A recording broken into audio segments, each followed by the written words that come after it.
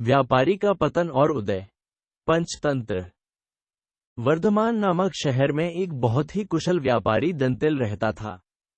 राजा को उसकी क्षमताओं के बारे में पता था, जिसके चलते राजा ने उसे राज्य का प्रशासक बना दिया। अपने कुशल तरीकों से व्यापारी दंतिल ने राजा और आम आदमी को बहुत खुश रखा। कुछ समय के बाद व्यापारी दंतिल ने अपनी लड़की का विवाह तय किया। इस उपलक्ष्य में उसने एक बहुत बड़े भोज का आयोजन किया। इस भोज में उसने राज परिवार से लेकर प्रजा तक सभी को आमंत्रित किया।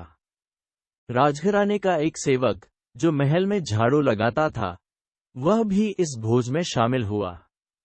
मगर गलती से वह एक ऐसी कुर्सी पर बैठ गया जो केवल राज परिवार के लिए रखी हुई थी।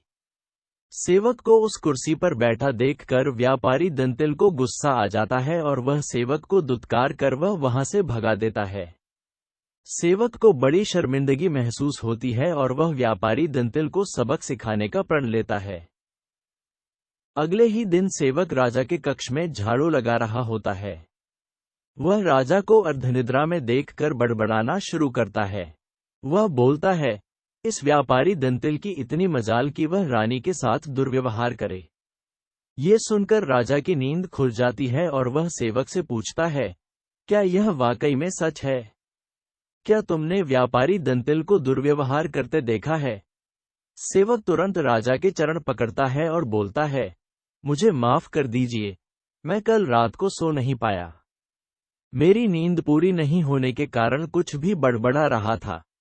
ये सुनकर राजा सेवक को कुछ नहीं बोलता, लेकिन उसके मन में शक पैदा हो जाता है।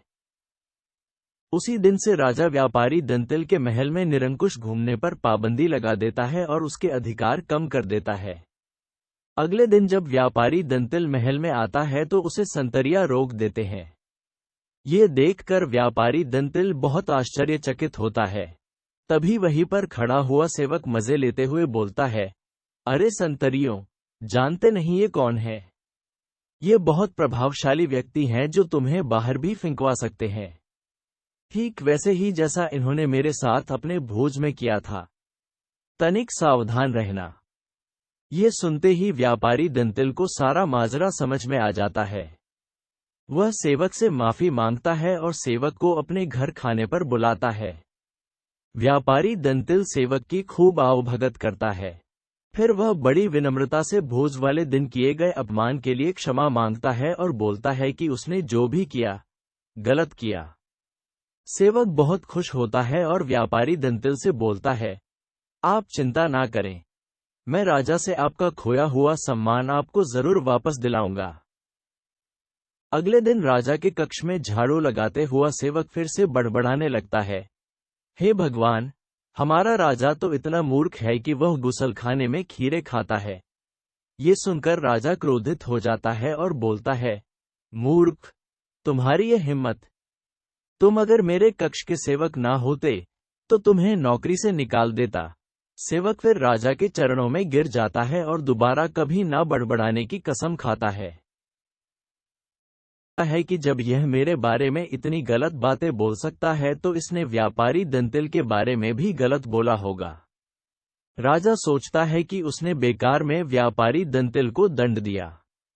अगले ही दिन राजा व्यापारी दंतिल को महल में उसकी खोई प्रतिष्ठा वापस दिला देता है।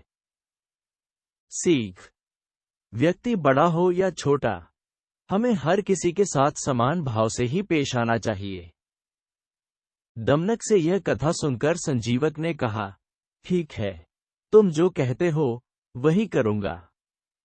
तब दमनक उसे साथ लेकर पिंगलक के पास आया।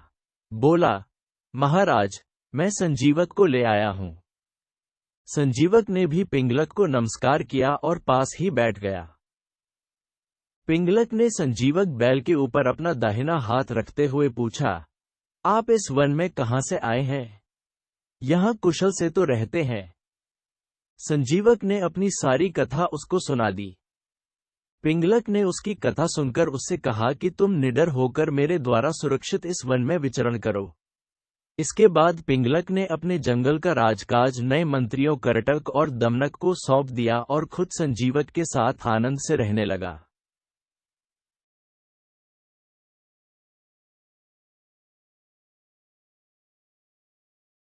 जीवक ने कुछ दिनों में ही अपनी बुद्धि के प्रभाव से जंगली पिंगलक की हिंसक आदतें छुड़ाकर उसे ग्राम्य धर्म में लगा दिया। पिंगलक भी उसकी बातों में रुचि लेने लगा। उसकी हिंसा की वृत्ति समाप्त हो गई। वह अब हरिणों और दूसरे जानवरों को अपने नजदीक नहीं आने देता था। करटक और दमनक को भी दूर ही दूर रखता था। परिणाम ये हुआ कि सिंह के शिकार से बचे हुए भोजन से ही पेट भरने वाले छोटे छोटे जानवर भूख से व्याकुल हो गए। करटक, दमनक और दूसरे जानवर इस स्थिति पर चिंता करने लगे। वे सोचने लगे कि जब भगवान शंकर के गले में लिपटा हुआ सांप गणेश जी के वाहन चूहे को निगल जाना चाहता है, जब कार्तिकेय का वाहन मोर शंकर जी के सांप को खाना चाहता है, जब सांप को मारकर खाने वाले मोर को भी पार्वती का वाहन सिंह खाने की इच्छा रखता है, तब यह अहिंसा का नाटक क्यों? दमनक ने करटक से कहा, अरे भाई, अब तो पिंगलक और संजीवक में ऐसी प्रगाढ़ मित्रता हो गई है कि पिंगलक हम लोगों से विमुख ही हो गया। हमारे कितने ही साथी भी भाग गए। हमें राजा को समझाना चाहिए। मंत्री का धर्म है कि वह ठीक समय पर राजा को समझाए। करटक ने कहा, तुमने ही तो यह आग लगाई है। तुम ही ने इस घास चरने वाले जानवर को हमारे स्वामी का मित्र बनाया है। दमनक बोला, यह सच है। दोष तो मेरा ही है, पिंगलक का नहीं। किंतु मैंने जैसे उनकी मित्रता कराई थी, वैसे ही अब उनकी मित्रता को भंग भी करा दूंगा। करटक ने कहा, लेकिन संजीवक बैल होने पर भी बड़ा बुद्धिमान प्राणी है। उधर सिंह पिंगलक भी भयानक है। ये ठीक है कि तुम्हारी बुद्धि तेज है, फिर भी तुम इन दोनों को अब अलग करने में कैसे समर्थ हो पाओगे?